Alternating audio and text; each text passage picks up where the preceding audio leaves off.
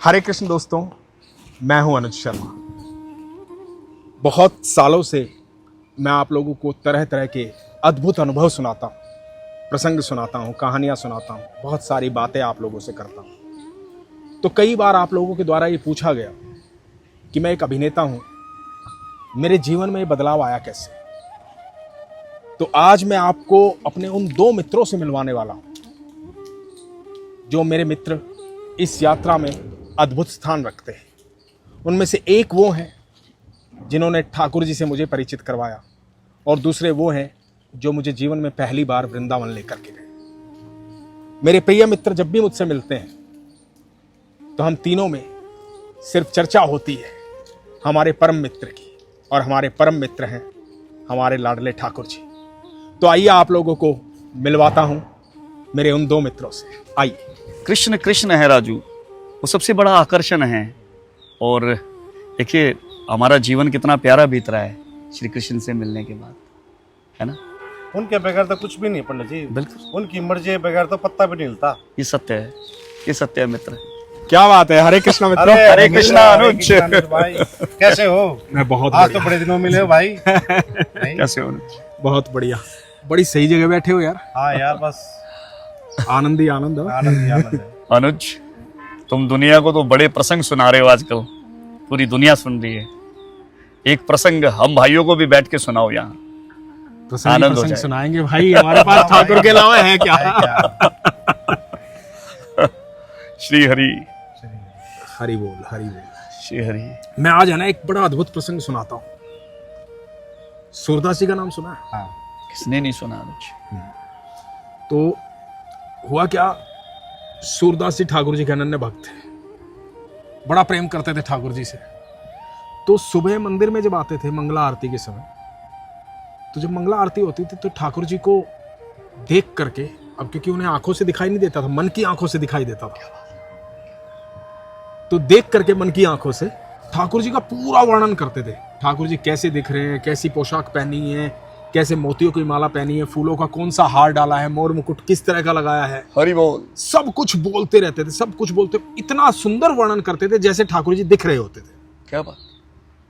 अब हुआ क्या कि हर समाज में, हर जगह कुछ ऐसे असामाजिक तत्व होते हैं जो शंका करते हैं, है ना।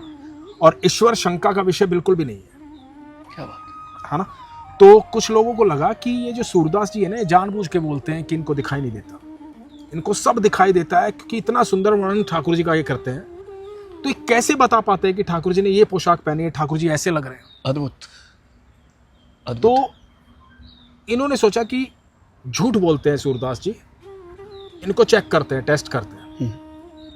तो अब सूरदास जी को दिखता ही नहीं था, ये टेस्ट करने लगे। कभी उनके आगे आ जाते, कभी बीच में पैर लगा देते, कभी जानबूझ के टक्कर मार देते। लेकिन सूरदास जी तो सूरदास जी हैं, उनको बिल्कुल दिखाई देता ही नहीं था। तो उनको कैसे पता लगता कि सामने कौन टकरा रहा है, कौन आ रहा है, कौन कैसे आ रहा है। तो इनको लगा कि इतना बढ़िया नेत्रहीन होने का अभिनय कोई नहीं कर सकता,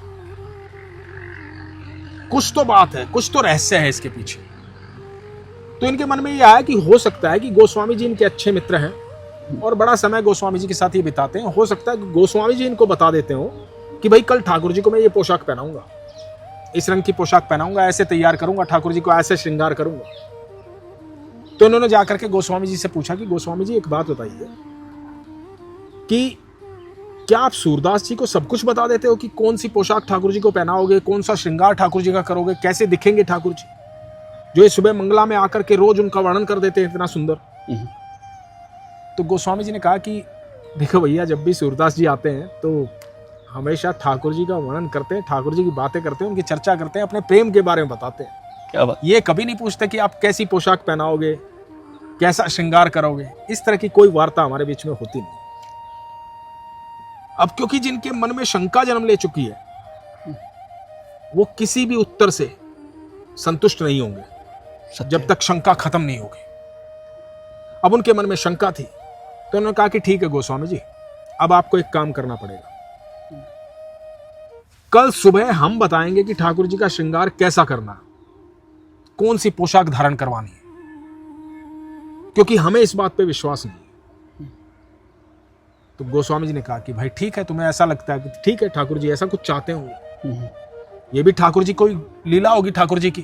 गोस्वामी जी ने सोचा कि यदि ठाकुर जी ऐसी वार्ता करवा रहे हैं, ऐसी बातचीत निकलवा रहे हैं, तो ठाकुर जी की इसमें कोई लीला होगी, कुछ कारण होगा। तो गोस्वामी जी ने कहा कि ठीक है भैया, कोई बात नहीं। अगले दिन सुबह हुई, मंगला आरती का समय हुआ। सूरदास जी नियमित रूप से जैसे आते थे उस दिन भी आए, और जैसे ही मंदिर में घुसते ही शर्मा करके नीचे गर्दन करके हंसने लगे। अब सब देख रहे हैं, हैरान है, और विचार कर रहे कि आज देखते हैं कि सूरदास जी क्या बताएंगे ठाकुर जी के बारे में। क्यों इंतजार कर रहे हैं पता है? उन्होंने गोस्वामी जी को कहा कि ठाकुर जी को आज कोई भी पोशाक नहीं पहनानी है। और आज सूरदास जी आए और ठाकुर जी ने कोई पोशाक नहीं पहनी। तो आज ये लोग इंतजार कर रहे हैं कि आज देखते हैं कि किस पोशाक का वर्णन करेंगे, कैसे रंग बताएंगे, कैसे बताएंगे फूलों का हार कैसा डाला है, कैसे बताएंगे मोतियों की कौन सी माला डाली है। आज देखते हैं। तो सूरदास जी गर्दन नीचे करके शर्माते हुए हंस रहे हैं, और ये लोग पूछ रहे हैं कि सूरदास जी बताओ ना, हुआ क्या, कौन सी पोशाक पहनी है आज, प्रभु का वर्णन करो ना। तो सूरदास जी बोले कि नहीं नहीं नहीं, आज कुछ अलग ही दिख रहे हैं ठाकुर जी। बोले अरे बताओ कैसे दिख रहे हैं। बोले नहीं नहीं, आज कुछ अलग ही दिख रहे हैं। बोले नहीं सूरदास जी, आपको तो वर्णन करना ही पड़ेगा, आपको बताना ही पड़ेगा, रोज करते हो आप मंगला में वर्णन, आज भी करो। तो सूरदास जी ने ऐसे थोड़ी सी गर्दन उठाई, ठाकुर जी की तरफ देखा, मुस्कुराए, शर्माए, और बोले कि आज हरि देखो नंगम नंगम। हरि बोल, हरि बोल। तो ये बहुत बढ़िया पद है सूरदास जी के, कभी यूट्यूब पे मौका लगे तो सुनिएगा, आज हरि देखो नंगम नंगम। मजा आ गया। तो सूरदास जी को भगवान मन की आंखों से दिखाई देते थे। और इसमें एक अद्भुत लीला पता है राजेश भाई क्या हुई? इसमें अद्भुत लीला ये हुई कि वो जो शंका करने वाले लोग थे ना, उनको यदि हम एक तरीके से देखें तो लगेगा कि यार वो शंका करने वाले लोग थे, लेकिन वास्तविकता ये थी कि प्रभु ने निर्धारित किया था कि ऐसे शंका करने वाले लोग जन्म ले ताकि सूरदास की और प्रसिद्धि हो, हरि बोल। सूरदास की भक्ति का लोगों को पता लगे कि कितना प्रेम सूरदास जी मुझे करते हैं, हरि बोल। और सूरदास जी मुझे देख सकते हैं तो तुम भी मुझे देख सकते हो। क्या बात, ये बात लोगों को पता लगे, इसलिए ठाकुर ने ऐसी लीला रची कि उनके मन में प्रश्न जागा कि सूरदास जी को चेक करते हैं कि इनको दिखता है कि नहीं दिखता है। क्या बात है ना? क्या बात। तो भाई अद्भुत। भक्त के पास एक अद्भुत चीज होती है। लोगों के पास तो वो दो नेत्र है जिससे दुनिया दिख रही है, भक्त के पास वो दो नेत्र होते हैं जिससे वो दिखता है जो किसी को नहीं दिखता। है ना? याद है, वो हमारा ठाकुर है। हरि बोल। मजा आ गया मतलब भाई, क्या प्रश्न सुनाया आपने, मजा आ गया। और बताओ। आनंद, अनुज, बहुत आनंद। सुदर्शन जी, बड़ा मिस करता हूँ यार। देखो आप दोनों मेरे जीवन में बड़े महत्वपूर्ण हो। पहला तो कारण ये है कि बहुत साल पहले, करीबन करीबन ये लगा लो कि 18-20 साल हो गए, हमारे जीवन में ठाकुर जी सुदर्शन लेके आए। बिल्कुल सही बात है ना? बिल्कुल। सुबह शाम जब भी मिलते थे भाई, ठाकुर जी ऐसे, ठाकुर जी वैसे, ठाकुर जी ये करते, मेरे ठाकुर जी ऐसे करते हैं, मेरे ठाकुर जी वैसे करते। अब मतलब उस समय हमें शुरुआत में लगता था यार ये आदमी पागल हो गया कि सुबह शाम जब भी मिलो ठाकुर जी ठाकुर जी ठाकुर जी। अब हमें नहीं पता था कि ये आदमी पागल नहीं हुआ, ये हमें पागल करना चाहता है। ये हमें भी पागल करना चाहता है। और आज प्रभु की कृपा से हम तीनों ही ठाकुर के पागल है ना? और राजेश भाई, तेरा तो जीवन में वो योगदान है जो कभी भूलूंगा नहीं। तू मुझे ठाकुर के घर तक लेकर गया। मैं पहली बार वृंदावन तेरे साथ गया था। सब ठाकुर जी की कृपा है भाई। हाँ वो तो है, वो ठाकुर जी की कृपा तो है भाई। मैं सारथी बनाना वो ठाकुर जी ने बनाया ना। क्या बात है, क्या बात। तेरे को याद है जब हम पहली बार वृंदावन गए थे तो तूने मुझको अगले दिन आने के बाद ये कहा था कि भाई जीवन में वृंदावन बहुत बार गया पर ऐसा कभी नहीं गया। नहीं गया, सही बात है। है ना? बिल्कुल। उस दिन मुझे एहसास हुआ था जब वृंदावन गए थे कि पहली बार ऐसा लगा कि हाँ आए हैं वृंदावन, प्रभु के दर्शन किए हमने, ऐसा प्रभु से मुलाकात की, प्रभु से मुलाकात की है ना? हाँ। याद है हम जब घर से चले थे तो तुम सबने कहा कि चलो आज दर्शन करेंगे ठाकुर जी के। हाँ। तो मैंने क्या कहा था? मुलाकात करेंगे मुलाकात करेंगे आज ठाकुर जी से, चलो। बड़ा अद्भुत दिन था वो। हाँ। वो दिन मतलब आज तक भूला नहीं हूँ, जो पहली बार वृंदावन गए थे ना, और वो राजेश लेके गया था, मेरे को याद है, और बड़ा आनंद आया था। और उसके बाद हम इकट्ठे ही जा रहे हैं, जब भी जा रहे हैं ठाकुर जी के पास राधा रानी से मिलने। तो अभी हाल ही में जब राधा रानी से मिल के आए, कैसी अनुभूति हुई राजेश? बहुत सुंदर अनुभूति हुई। ऐसा लगा साक्षात राधा रानी बैठी है, हमें ही देख रही है। वो सब कुछ ऐसा व्यवस्थित किया हुआ था, हमें भोजन भी करवाया राधा रानी ने, चाय भी पिलाई, सब कुछ मतलब जैसे एक बहन करती है ना अपने भाई के लिए, वैसा किया हुआ था। क्या बात, बहुत सुंदर। सब द्वारन को छोड़ के आए तेरे द्वार, सब द्वारन को छोड़ के आए तेरे द्वार, ओ वृषभान की लाडली हमारी और निहार। ओहो हो, क्या जहाँ बात है। बरसाना है वहीं मर जाना है। क्या बात है, क्या बात है, क्या बात है। जहाँ बरसाना है वहीं मर जाना है। किशोरी मोहे अपना कर ली जो, लाडली अपना कर ली जो, जग जंजाल छुड़ा के वास बरसाने को दी जो, किशोरी मोहे अपना कर ली जो। वाकई श्री राधा ने हमें, हम कौन है श्री राधा को अपनाने वाले? अनुज, मैं कई बार सोचता हूँ कि श्री राधा जी ने ही हमें अपना लिया है, शायद इसी वजह से हम उनकी चर्चा कर पा रहे हैं। क्या बात है, क्या बात है, कितनी सुंदर बात कही है। क्योंकि अनुज, जो सर्वशक्तिमान हैं और जो परम आनंद हैं, और जिनको देखने के लिए ठाकुर भी एक झलकी मतलब कनखी काट लेते हैं, हमारे ठाकुर दबिश मानते हैं राधा रानी की, उन राधा रानी के यहाँ तो कोई जा ही नहीं सकता। जैसे आपने अक्सर कहा था, बड़ा सुंदर कहा था कि राधा रानी की अटारी पे हर कोई नहीं जा सकता। ये बहुत सत्य का है, और ये सच है कि श्री राधा ने हमें अपनाया है। अनुज, जो आज हम यहाँ बैठ के, और इतनी पुरानी चर्चाएं हो गई हमारी, शायद इन चर्चाओं का अंदाजा कोई किसी और को नहीं होगा ठाकुर के अलावा। जैसे तुमने कहा था ना, हमारे चौथे मित्र, वो हमारे चौथे मित्र हैं। बिल्कुल, हमारे परम मित्र हैं हमारे ठाकुर जी। आज कन्हैया चौथे कन्हैया हमारे प्रथम भी हैं, चौथे भी प्रथम हैं, भी हैं। क्योंकि कन्हैया ही वो हैं जो हमारे आगे भी हैं और पीछे भी हैं और दाएं भी हैं और बाएं भी हैं, ऊपर भी और नीचे। क्या बात है, सर्वस्व श्री राधे, सर्वस्व। श्री राधे। कृष्ण, अनुज कह रहे हैं वासुदेव सर जगतमयम, बिल्कुल, कि सारा जगत का कण कण कृष्ण है।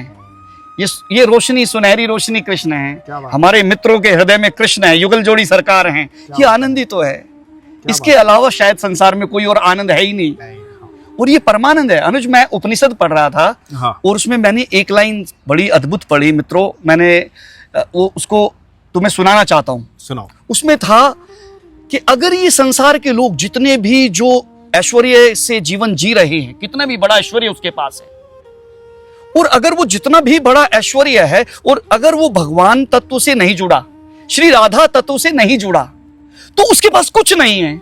उपनिषद कहते हैं कि जिसके पास श्री राधा तत्व ही नहीं है, श्री कृष्ण तत्व ही नहीं है, तो वो चाहे सारे संसार का मालिक बन जाए, वो फिर भी समस्याएं रहेंगी उसके साथ। बिल्कुल, इससे है ना अनुज, बिल्कुल बिल्कुल, ये अद्भुत है। उपनिषद कह रहे हैं ब्रह्म तत्व हमारी राधा रानी है, जहां देखो 16 कला संपूर्ण कृष्ण जिनके सेवक हैं, जिनकी सखी बन जाते हैं बरसाना जाकर।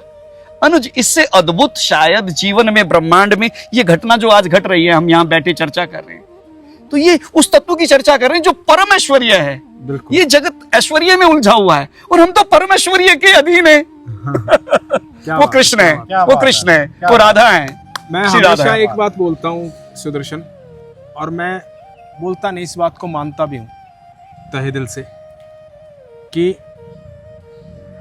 क्या है कि आप ये देखो, हर जीव को भय है, हर जीव को भय है, भयभीत है हर जीव, छोटे से लेकर के उससे बड़ा, उससे बड़ा, उससे बड़ा, उससे बड़ा, उससे बड़ा, हर जीव भयभीत है, क्योंकि उसको ये लगता है कि मुझसे बड़ा आकर के मुझे खत्म कर देगा, मुझे खा जाएगा, है ना। इंसान को प्रभु ने निर्भय होने का मौका दिया है, निडर होने का मौका दिया है, कि तू मेरी शरण में आ जा, किसी चीज का कोई भय ही नहीं है। सत्य है ना, सच्चिदानंद, है ना, सत्य है। क्योंकि तू मेरी शरण में आ जा, हर भय से मुक्त हो जाए, क्या बात, हर भय से मुक्त हो जाएगा। क्या बात। और जीवन में आप देखो ना, दुख क्यों है? क्योंकि भय है, भय ही तो दुख है ना। आपको डर है आने वाले कल का, कुछ होने का, कुछ ना होने का, कुछ पाने का, कुछ ना पाने का, आपको डर है। लेकिन भगवान क्या कहते हैं, जब तू मुझे समर्पित हो जाता है, मेरी शरण में आ जाता है, मेरे सानिध्य में आ जाता है, तो तेरा अच्छा बुरा, तेरे सारे कर्म मेरे कर्म है। और जब तेरे सारे कर्म मेरे कर्म हो गए तो उनका फल भी तो मैं ही दूंगा, सत्य है अनुज, है ना। सत्य। अवगुण करे समुद्र सम, गिनत ना अपनो जान। हम अगर समुद्र के समान अवगुणों से भरे हुए हैं अनुज, तो भी किशोरी जी उसे हमारा नहीं मानती। कृष्ण हमारे ठाकुर हमारे बाप हैं, वो भावतोल कर सकते हैं, वो गुण को पहचानते हैं, वो तमोगुण को पहचानते हैं। लेकिन किशोरी जी जो हैं वो एक भी अवगुण नहीं देखती अपने भक्त में, और हमारे ऊपर ये विशेष कृपा है, उन्होंने हमें अपनाया। तो ये कहा गया कि अवगुण करे समुद्र सम, गिनत ना अपनो जान, राई सम भजन को समझत मेरु समान। हमारी श्री जी इतनी भोली हैं कि राई के समान भी अगर आप भजन करते हैं तो वो मेरु के समान मानते हैं, सुमेरु पर्वत जिसको कोई लांग नहीं सकता। अनुज कितनी भोरी हैं, और हम उन्हीं की शरण लिए बैठे हैं, और आज हम शरणागत हैं। और अनुज अब तो हम स्टैम्प्ड हैं। जीवन उन्हीं की देन है भाई। तो लेकिन मैं एक बात कहना चाहूंगा, देख ये बहुत सारे लोग बोलते हैं ठाकुर जी और राधा रानी के बारे में कि राधा रानी के पास जब भी जाते हैं तो हर कार्य तुरंत हो जाता है, और ठाकुर जी हमारे क्योंकि हर चीज़ सोचते हैं। तो मैं इस चीज़ को ऐसे देखता हूँ कि क्या होता है, ठाकुर जी पिता हैं और राधा रानी ठाकुर जी का हृदय है, माँ है, प्रेम है। तो प्रेम सिर्फ प्रेम ही देखता है चारों तरफ, सत्य है ना। और ठाकुर जी जो है ना, ठाकुर जी ये देखते हैं कि यदि मान लो मैंने इसको ये चीज़ दे दी अभी, तो इसका फ्यूचर क्या होने वाला है। क्या बात। यदि मान लो आपने कार मांगी ठाकुर जी से कि भैया मुझे ठाकुर जी कार चाहिए अभी, और ठाकुर जी देख रहे हैं कि तीसरे दिन एक्सीडेंट हो जाएगा इसका, तो ठाकुर जी के सानिध्य में आप हो तो ठाकुर जी कार नहीं देंगे, क्योंकि ठाकुर जी को पता है तीसरे दिन एक्सीडेंट हो जाएगा, है ना। तो ठाकुर अब क्या हो, ठाकुर जी ने दी नहीं, भक्त को ये लगा कि अरे ठाकुर जी ने दी नहीं, शिकायत हो गई ठाकुर जी से। लेकिन ठाकुर जी क्या सोच रहे हैं कि तीसरे दिन एक्सीडेंट हो जाएगा, अभी नहीं दूंगा, बाद में दे दूंगा, है ना। राधा रानी क्या करती है, क्योंकि वो उनका हृदय है, वहां पर कुछ पास्ट फ्यूचर देखा ही नहीं जाता, कितने बुरे कर्म किए, कैसा किया। राधा रानी के पास चले गए तो सब आओ भैया, हो गए क्षमा तुरंत, स्वाहा, है ना, पापी स्वाहा है, सब स्वाहा। तो अब राधा रानी ने बोल दिया, इसने मांगी कार कि मुझे राधा रानी कार चाहिए। राधा रानी ने तुरंत कह दिया कि ले जा। अब 3 दिन बाद एक्सीडेंट होना है, निर्धारित है। अब कार तो दे दी, अब ठाकुर जी को पता है कार किसने दी, राधा रानी ने। अब ठाकुर जी अपने आप निपटेंगे 3 दिन के बाद वाले को। क्या बात है, क्या बात है। मतलब श्री जी जिस पे दृष्टि डाल दें तो उसके जीवन में शुभ ही शुभ होना शुरू हो जाता है। तो ये श्री जी की महिमा है, ये श्री जी की तो महिमा हमारे है। ठाकुर जी ऐसे हैं, हमारी राधा रानी ऐसी है। और भाई मैं सच बताऊं, जीवन में जो है ना, इतना सुकून है ईश्वर की कृपा से हम तीनों के जीवन में। मुझे इतना अच्छा लगता है कई बार जब मैं सोनीपत आता हूँ, आप लोगों से मिलता हूँ, कि हम हर बार कहीं एकांत में बैठे होते हैं, हरी चर्चा कर रहे होते हैं, प्रेम में होते हैं। अब देखो कितना आनंद आ रहा है, खेतों में बैठे हुए हैं, हरी चर्चा कर रहे हैं। हम लोग अगर पृथ्वी पे बैठे हैं और हम प्रभु चर्चा में ही बैठे हैं और हमारा अहंकार गला हुआ है, हम श्री कृष्ण से हमारे हृदय जुड़े हुए हैं, ये नेटवर्किंग बड़ी गजब है। मुझे कई बार है ना सुदर्शन की बात याद आती है। राजेश, सुदर्शन स्टार्टिंग में क्या कहता था, बोला भाई तुझे पता है हम कहाँ पैदा हुए हैं? हम हरियाणा में पैदा हुए हैं, हरियाणा में, जहां हरि का आना हुआ था। ठीक है, फिर ये बोलता था, इसके भाव बड़े सुंदर थे, बोलता था कि पता है ठाकुर जी को कुरुक्षेत्र पहुंचने के लिए सोनीपत क्रॉस करना पड़ा होगा, तो ठाकुर जी भी यहां से गए हैं कुरुक्षेत्र। तो और ये बड़ा गौरवान्वित महसूस करता था इस बात को कि मेरे ठाकुर यहां से भी गुजरे। जो ये बीज इसने बोए ना, ठाकुर ठाकुर बोल करके, ठाकुर ठाकुर बोल करके, इसके फल का आनंद आज हम सारे ले रहे हैं। हम इतने सुकून में हैं हरि बोल, प्रभु की कृपा से। और मैं बताऊं, कितना भी भाग लो, कितना भी दौड़ लो, कुछ भी कर लो, कुछ भी कर लो, जो इसने कहा ना पहले, यदि राधा तत्व नहीं है, कृष्ण तत्व नहीं है ना, तो सुकून नहीं है, चाहे कुछ भी पालो। इस सारी वार्ता को, ये सिर्फ हम तक सीमित नहीं है, जो हमारा ठाकुर जी का परिवार है ना, लाखों लोगों का, वो इस सारी वार्ता को सुन रहा है। हरि बोल। तो मैं ये चाहूंगा कि भाई कुछ प्रसंग आप भी सुना दो। अनुज एक राणा के बारे में चर्चा करते हैं कि राणा ने मीरा को ताले में बंद करके, ताला लगा दिया एक कमरे में बंद करके, और राणा की बहन ने आके राणा से कहा, राणा कोई कमरे में बैठा है। तो राणा को अपने दिमाग से ही राणा का विश्वास उठ गया, जबकि उसने हाथ से ताला लगाया मित्र, और उसने जाके देखा उस कमरे में, ताला खोला तो चौसर बिछी हुई है, एक आसन पर मीरा बैठी है, क्या बात है, और एक आसन खाली है, क्या बात है, और दोनों तरफ से बाजी चली जा रही है। ये देख के राणा विस्मित हो गया। राणा ने पूछा, मीरा वहां कौन बैठा है? मीरा ने कहा, ये बैठा तो है गोपाल, तुम्हें दिखाई नहीं देता, और बाजी चली जा रही है। उस दिन के बाद अनुज, राणा ने मीरा के पैरों में सर रख दिया और इस जगत के बात को ना मान के ये माना कि मीरा आज के बाद जो तू कहेगी मेरे लिए वो सही है, क्योंकि तेरा कृष्ण छिपा हुआ भी दिखाई नहीं देता और तुम्हारे साथ बैठा है, उसके मैं दर्शन नहीं कर सकता और तुम्हें दिखाई दे रहा है। क्या बात है, ये अद्भुत तत्व हैं। क्या बात है भाई। एक बात बताऊं, देखो ये मैं नहीं कहता, ये ठाकुर जी ने कहा। तो उद्धव ने ठाकुर जी से पूछा था, तो क्या होता, उद्धव के बहुत सारे सवाल थे जिसके उत्तर ठाकुर जी ने दिए। वो सारे सवाल बड़े अद्भुत थे, हर आम इंसान के दिमाग में वो सवाल आ सकते हैं, तो वो पढ़ने भी चाहिए। उद्धव और भगवान श्री कृष्ण की जो वार्ता है, तो उद्धव ने कहा कि प्रभु आप तो परमेश्वर हैं, अनंत ब्रह्मांड के रचयिता हैं, सब कुछ करने वाले आप हैं, तो ये पाप होता ही क्यों है? क्या बात है ना, पाप होता ही क्यों है? होता ही क्यों है? आप खत्म कर दो ना इसे, आप तो भगवान हो। तो ठाकुर जी ने कहा कि मैं साक्षी भाव में हर जीव के साथ रहता हूं, पर किसी के कर्मों में हस्तक्षेप नहीं करता। सत्य है। कर्म जिसके जैसे हैं उसको वैसा फल भोगना पड़ेगा। वो अच्छे करेगा अच्छा फल होगा, बुरे करेगा बुरा होगा। तो उद्धव ने कहा कि प्रभु ऐसे तो आप मजे ले रहे हो सबके, देखते जा रहे हो गवाह बन करके कौन क्या कर रहा है, आप तो मजे ले रहे हो, तो ऐसे थोड़ी पाप खत्म होगा। तो ठाकुर जी ने कहा कि नहीं उद्धव, सब जानते हैं मैं कण कण में समाहित हूं, अनंत ब्रह्मांड का रचयिता हूं। जो ये जानता है ना कि मैं हर समय हर क्षण हर जगह मौजूद हूं,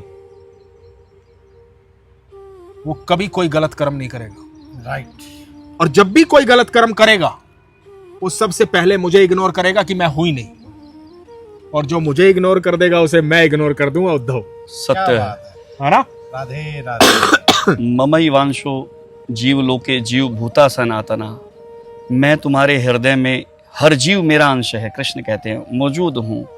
ये भगवत गीता का तत्व है, कृष्ण स्वयं कह रहे हैं, और ये सत्य है। अनुज जो कह रहा है वो हर कण कण में विद्यमान है, वो इस गेहूं में भी विद्यमान है, गेहूं की बाल में ये बढ़ रही है, इसमें चेतना है, वो हमारे हृदयों में भी विराजमान है, हम उसी चेतना से चर्चा कर रहे हैं। बिल्कुल। मैं जो सुदर्शन कह रहे हैं ना, जो आपने बात कही ना मीरा और राणा वाली, क्या होता है सुदर्शन भाई, ठाकुर जी ने तो कहा है मैं साक्षी भाव में हर जगह हर जीव के साथ हूं, इसका मतलब ठाकुर जी तो यहां है। अब उन्हें देखने के लिए हमें विश्वास के नेत्र चाहिए। परम सत्य। यदि हमें विश्वास होगा तो हमें ठाकुर जी दिखाई देंगे, साधारण नेत्रों से थोड़ी दिखाई देगा। जैसे मैंने बताया सूरदास जी के पास वो 2 आंखें थी जो बाकियों के पास नहीं थी। मन की आंख, मन की आंखें, मन की आंखें, विश्वास की आंखें, विश्वास जो दिखा रही थी कि सामने ठाकुर जी खड़े हैं। श्रद्धा।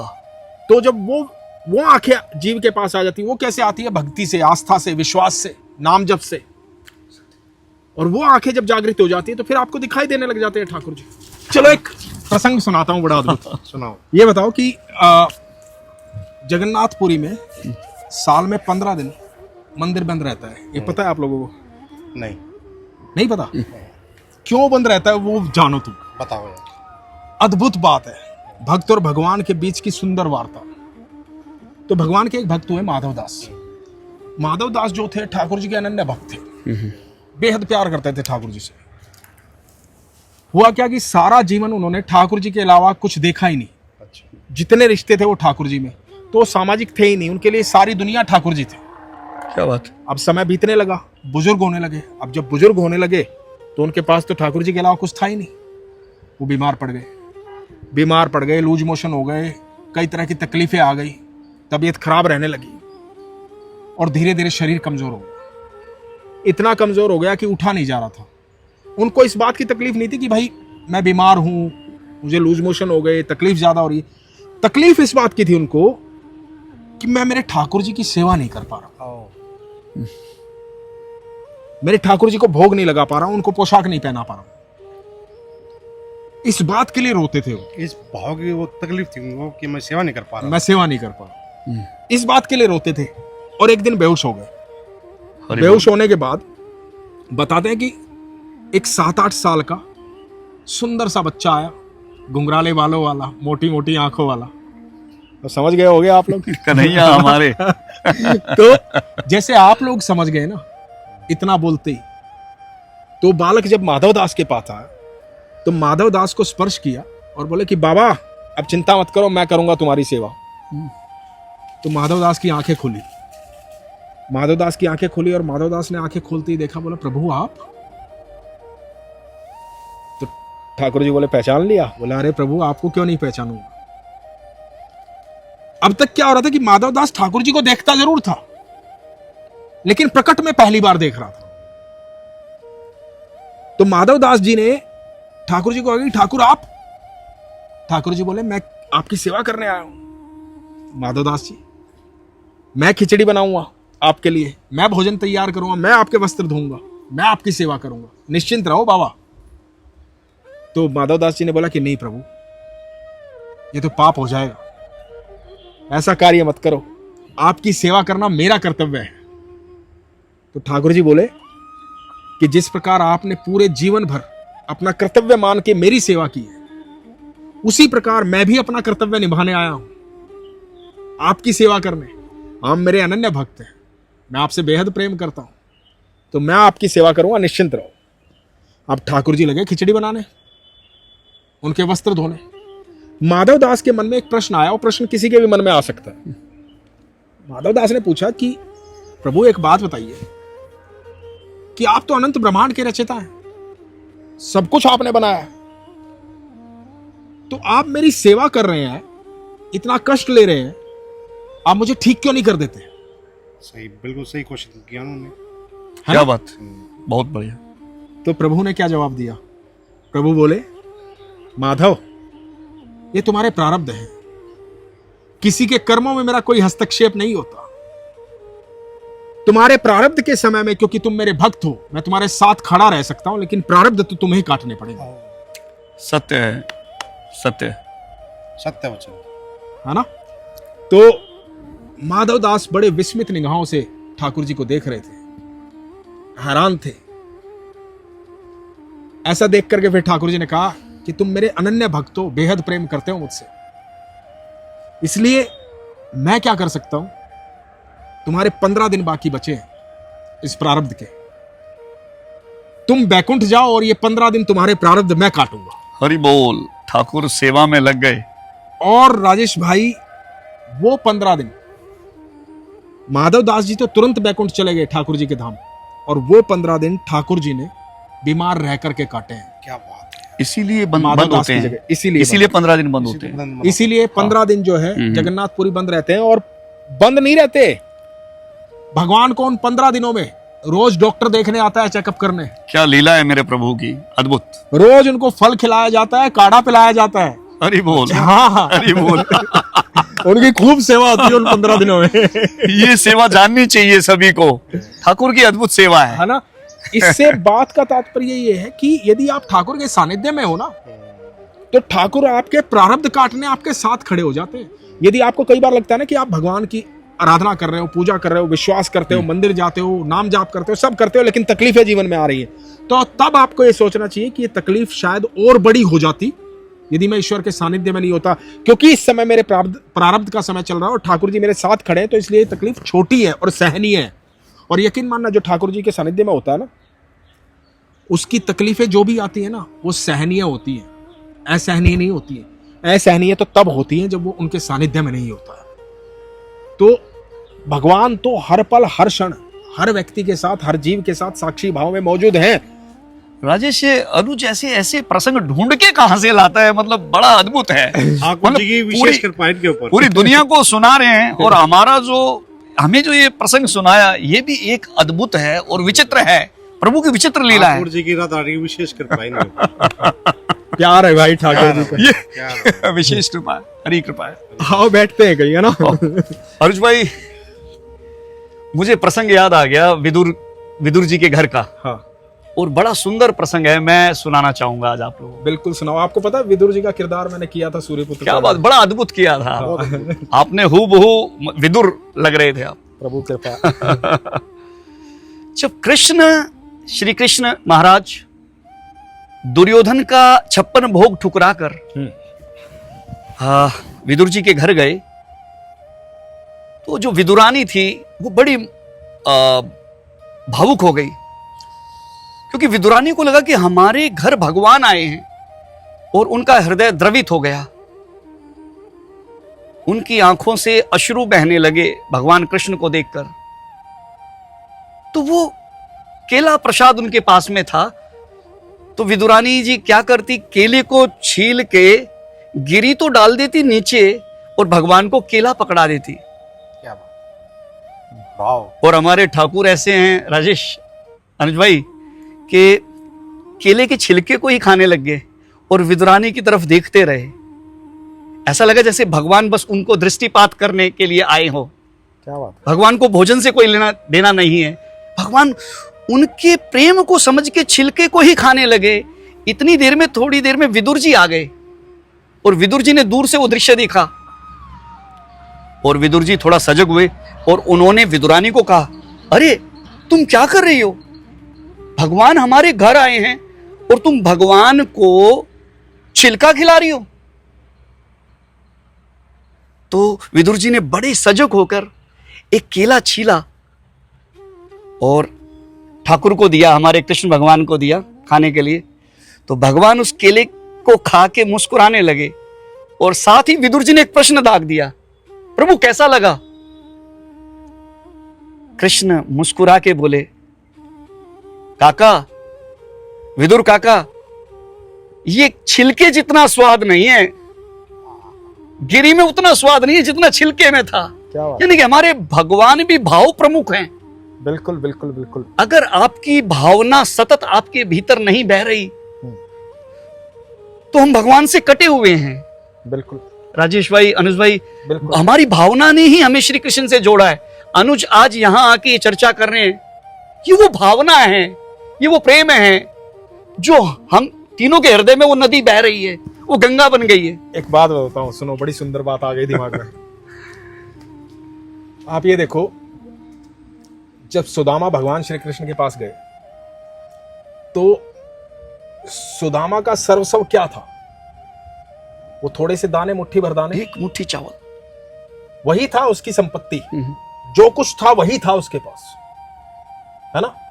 अब वो लेकर के सुदामा तो बड़े सकुचाते हुए संकोच में गए थे, और ठाकुर ने स्वागत किया, भागकर नंगे पैर दौड़े आए ठाकुर। क्या बात, गले लगाया, गले लगा करके राजमहल में ले गए। राजमहल में ले जाकर राजगद्दी पर बिठाया। वहां मां रुक्मणी, सत्यभामा सब देख रहे हैं, और ठाकुर जी अपने मित्र को राजगद्दी पे बिठा रहे हैं, व्यवस्था करवा रहे हैं, चरण धो रहे हैं। जिसके चरणों में अनंत ब्रह्मांड पड़ा हुआ है वो अपने मित्र के चरण धो रहा है। हरि बोल, श्री राधे। ठीक है, कितनी अद्भुत बात है। उसके बाद जो अद्भुत बात है वो सुनो। अब जो सुदामा जो है, जो उसका सर्वस्व था, जो उसकी पूर्ण संपत्ति थी, वो उसको छुपा रहा है संकोच में, कि इतने बड़े राजा को, राजाधिराज को, द्वारकाधीश को, श्री कृष्णचंद्र महाराज को मैं इतने से दाने दूंगा, राधे, है ना। राधे। लेकिन प्रभु की आंखों से बच क्या सकता है? कुछ भी नहीं। तो ठाकुर ने कहा, सुदामा क्या छुपा रहे हो, सुदामा दो इधर।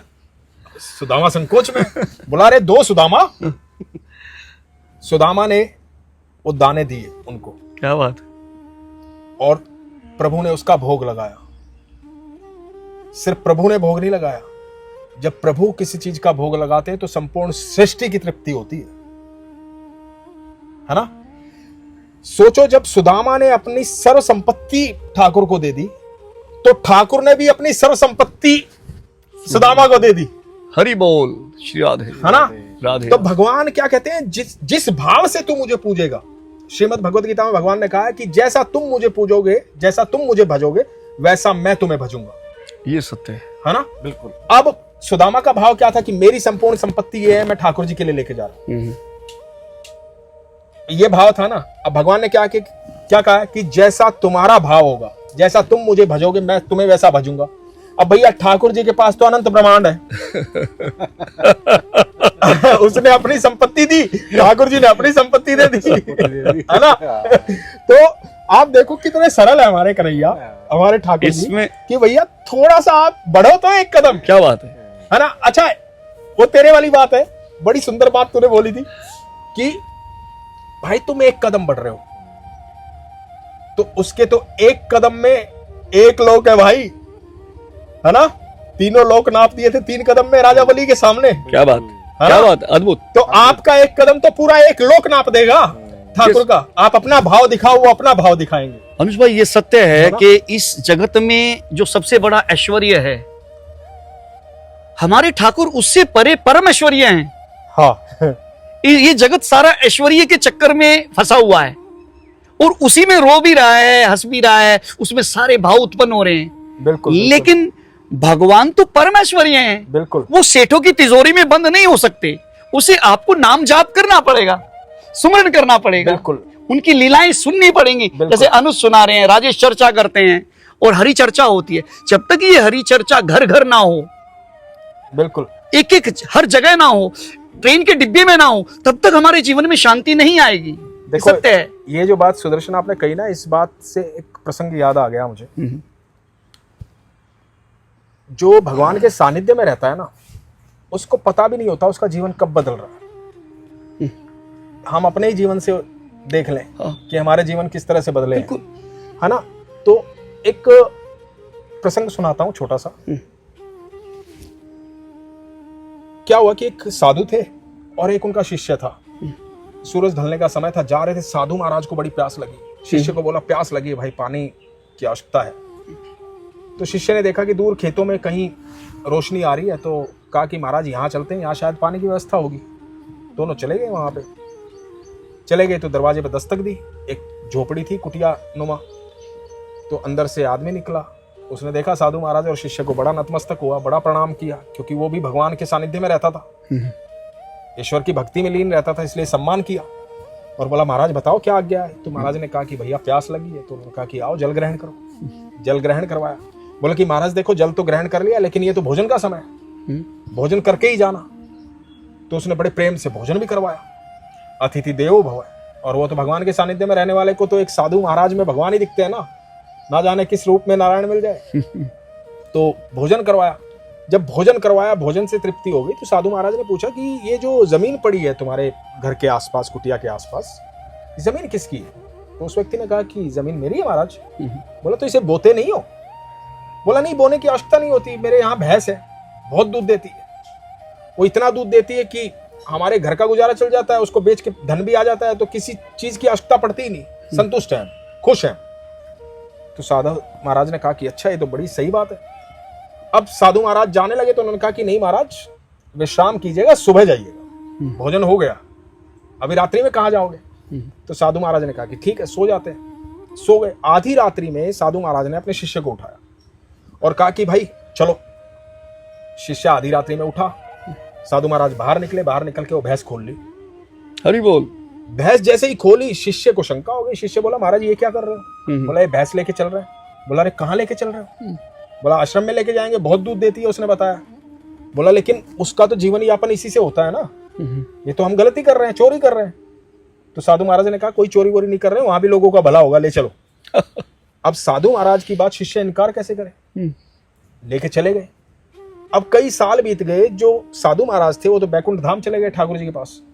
जो शिष्य था वो गुरु बन गया। अब जब वो गुरु बन गया तो उसको लगा कि जीवन में एक ही पाप किया है, साधु महाराज के साथ भैंस चोरी की। तो भैंस जो है ना वो लौटानी पड़ेगी, उस व्यक्ति के पास जाना पड़ेगा, ये गिल्ट तब खत्म होगा। तो ये सोच करके वो आश्रम से चले गए उस खेत की तरफ। जब वहां पहुंचे तो देखा कि वहां तो खेत लहला रहे हैं दूर दूर तक, बड़ी सी कोठी बनी पड़ी है, बड़ा सा बंगला है वहां। तो इन्होंने सोचा कि शायद वो व्यक्ति चला गया है यहाँ से, फिर भी बोले यहाँ तक आए हो तो जाके देख लेता हूँ। अब जाके देखने लगे, दस्तक दी तो वही व्यक्ति सामने आया। वो व्यक्ति देखते बोला, अरे महाराज आप? तो ये जो शिष्य थे बोले कि अरे आपने पहचान लिया? बोला अरे कैसे नहीं पहचानो, क्या बात करो, आप अर्धरात्रि में उस दिन आए थे, आपने सेवा का मौका दिया था। बोले आपको याद है? बोला क्यों नहीं याद रहेगा, मेरे जीवन में बदलाव वो रात लेके आई है, उसी रात से तो मेरा जीवन बदल गया। अच्छा। बोले जीवन बदल गया? जीवन कैसे बदल गया? बोला अरे उस रात क्या हुआ, आप लोग आए थे, आप लोगों ने भोजन किया, हम भी भोजन करके सो गए, आप सुबह जल्दी निकल गए होगे, मेरी भैंस चोरी हो गई। अब जब मेरी भैंस चोरी हो गई तो मेरे पास कोई और साधन था ही नहीं, घर खर्चा कैसे चलाऊं, परिवार कैसे जिएगा, तो मैंने जमीन जोतना स्टार्ट किया। और आज ये जो फसल लहला रही है उसी वजह से लहला रही है। आज ना धन की कमी है, ना शोहरत की कमी, ना इज्जत की कमी, ना दौलत की कमी, किसी चीज की कमी नहीं, आज तो भरपूर सब कुछ है, बस उस रात की वजह से। तो जैसे ही उस व्यक्ति ने ये बात कही तो ये जो शिष्य था इसके मन में बात आई कि तूने अपने गुरु पे शंका की थी, तू अपने गुरु के दिमाग को नहीं पढ़ पाया, तो अपनी बात को ले गया कि ये तो गुरु ने गलत किया। सुदर्शन भाई, राजेश भाई, अक्सर क्या होता है जब आप भगवान के सानिध्य में हो ना तो शंका मत करो, क्योंकि आपका दिमाग इतना सोच सकता है, भगवान का दिमाग तो इतना सोच रहा है। क्या बात है हरि, तो अपने भगवान पर शंका मत करो। क्या बात। वो जब भी आपके जीवन में तकलीफ आए, दुख आए ना, तो ये समझ लो कि वो सुख की नींव का निर्माण है। सुख की इमारत यहीं खड़ी होगी दुख की नींव पर। क्या बात है अनुज भाई, हरि की इच्छा में हमारा भला है। हाँ, हरि की इच्छा में हमारा भला छिपा होता है। कई बार वो विपरीत लगती है लेकिन फिर भी हमारा भला छिपा। बिल्कुल। कितनी सुंदर कथा है ना, अद्भुत प्रसंग तो है। शंका मत करो कभी। जीवन में तकलीफ आ रही है ना, मैं हमेशा क्या कहता हूं भाई, मेरे ठाकुर जी कहते हैं संभाव में रहो। सुदर्शन भाई, श्रीमद् भगवद गीता में बार बार एक चीज पर भगवान ने जोर दिया अर्जुन को बोल करके, निष्काम कर्म कर और संभाव में रहे। सत्य। कर्म मुझे समर्पित कर और संभाव में रहे। संभाव का मतलब ये हो गया भाई, आपके पास सुख आ रहा है, आप बड़ा आनंद महसूस कर रहे हैं, चिल्ला रहे, खुश हो रहे हैं, ढोल नगाड़े बजवा रहे हो, मिठाइयां बांट रहे हो। भाई सुख का स्वागत तो आप ऐसे कर रहे हो और दुख का स्वागत आप रोकर कर रहे हो। भाई जिस दिन आप दुख का स्वागत भी ऐसे ही करना शुरू कर दोगे ना, ढोल बजा के, सुमरण के साथ, भाई साहब उस दिन देख लेना दुख खत्म हो जाएगा, मरी जाएगा ढोल की आवाज सुन के।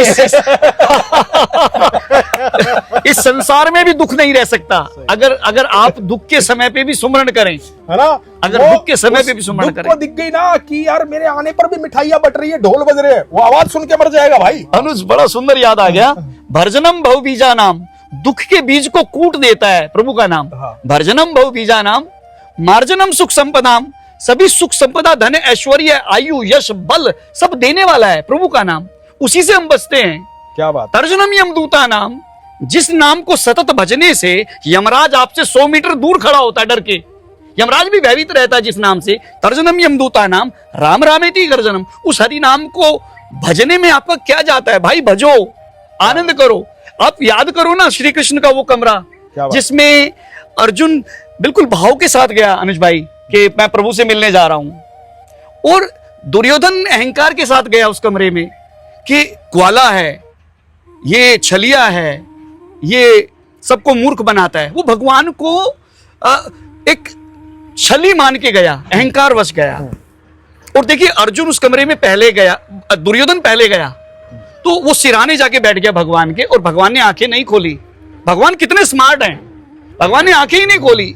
तो जैसे ही अर्जुन विह्वल होके, भावनावान होके उस कमरे में प्रवेश करता है, तो भगवान, वो प्रवेश करता है तो भगवान की आवाज आती, आओ अर्जुन। देखे ना, जो जिस भाव से गया, दुर्योधन का भाव था कि भगवान नहीं है तो भगवान उसके लिए है ही नहीं, और अर्जुन गया मैं प्रभु से मिलने जा रहा हूं, तो कहते हैं आओ अर्जुन, स्वागत किया। तो दुर्योधन ने गुस्सा किया मन में कि ये ग्वाला आंख बंद करके पड़ा था, इसने अर्जुन के आने पे ही आंख खोली। और देखो ना, प्रभु जब बुद्धि को, ये संसार कहता है कि बुद्धि हमारी ठगी गई, तुम्हारी बुद्धि तुम खुद ठगते हो, क्योंकि तुम भगवान की शरण नहीं लेते। क्योंकि दुर्योधन के सामने तो दोनों चीज रख दी भगवान ने, अर्जुन को पूछा, अर्जुन मैं तुम्हें पहले देखा है तो मैं तुमसे प्रश्न करूंगा, मेरे पास दो चीज हैं, नारायणी सेना और मैं खुद नारायण, क्या लोगे तुम? इस इतने बीच में बोलता है दुर्योधन के पहले मैं आया हूं प्रभु, आप मेरी सुनो। ठाकुर को बोलता है कि पहले मेरी सुनो। तो ठाकुर अर्जुन की तरफ देखते हैं, अपने भक्त की तरफ, ये क्या कह रहा है अर्जुन?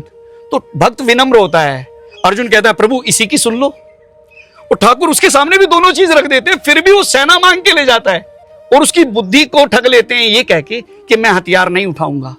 देखो ना हमारे ठाकुर कैसे हैं, अरे उनकी शरण के बिना ये जगत सुख कैसे पा सकता है? पर ठाकुर जी अपने भक्त के लिए नियम तोड़ देते हैं। ये सत्य है अनुज, है ना? ये सत्य कहा था शस्त्र नहीं उठाऊंगा, ये सत्य है, ये सत्य है। प्रबल प्रेम के वश में प्रभु को नियम बदलते देखा, स्वयं का मान भले ही टल जाए, भक्त का मान न टलते देखा।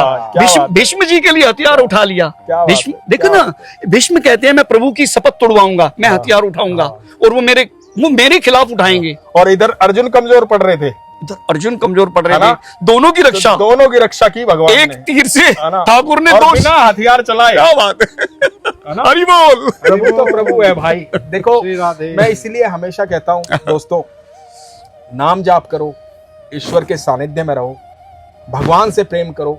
नाम जाप में इतनी शक्ति है कि नाम जाप आपको धीरे धीरे उस जगह लेकर जाएगा, आपकी आत्मा को उस स्थान पर लेके जाएगा जहां पर आपको वो नेत्र प्रदान होंगे जिससे ईश्वर आपको साक्षात दिखाई देंगे। देखो शरीर की भूख के लिए हम सब प्रयासरत हैं, सब प्रयास कर रहे हैं भोजन करने का, सुबह निकलते हैं रात को घुसते हैं, ये शरीर की भूख मिटाने का काम है। लेकिन आत्मा की भूख, उसके लिए क्या कर रहे हैं? आत्मा की भूख नहीं मिटेगी ना तो वो शरीर को खाना शुरू कर देगी। इसलिए आत्मा की भूख मिटाना जरूरी है।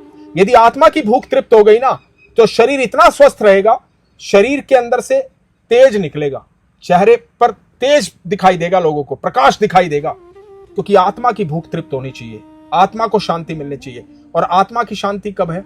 जब प्रभु का नाम लिया जाता है, ईश्वर का नाम लिया जाता है, उस पिता को याद किया जाता है जहां से हम सब आए हैं।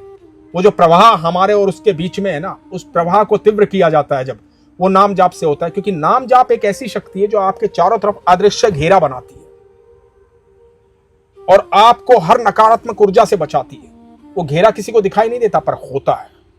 क्यों राजेश भाई? बिल्कुल सही बात। अनुज बड़ा अद्भुत है, अद्भुत है, बड़ा अद्भुत है। ठाकुर की एक बात तुमने याद दिला दी, तुम तीर छोड़ते हो तो दूसरा तीर बड़ा सुंदर आता है कि अनन्य चिंतयन्तो, जो व्यक्ति सभी चिंताएं त्याग कर, अनन्य चिंतयन्तो माम ये जना परिपासते, जो जन मेरा स्मरण करते हैं। चिंताओं को छोड़ने की ठाकुर कह रहे हैं, ये तो चिंता हटाओ ना, मेरा सुमरण करो ना, सुमरण करोगे तो चिंता नहीं रहेगी। अनन्य चिंतयन्तो माम ये जना परिपासते तेसाम नित्य भुक्ता नाम योगक्षेम वहाम्यम। देखिए मैं उसका मान सम्मान भोजन और उसका सब कुछ पहुंचाता हूं जो मेरा स्मरण करता है।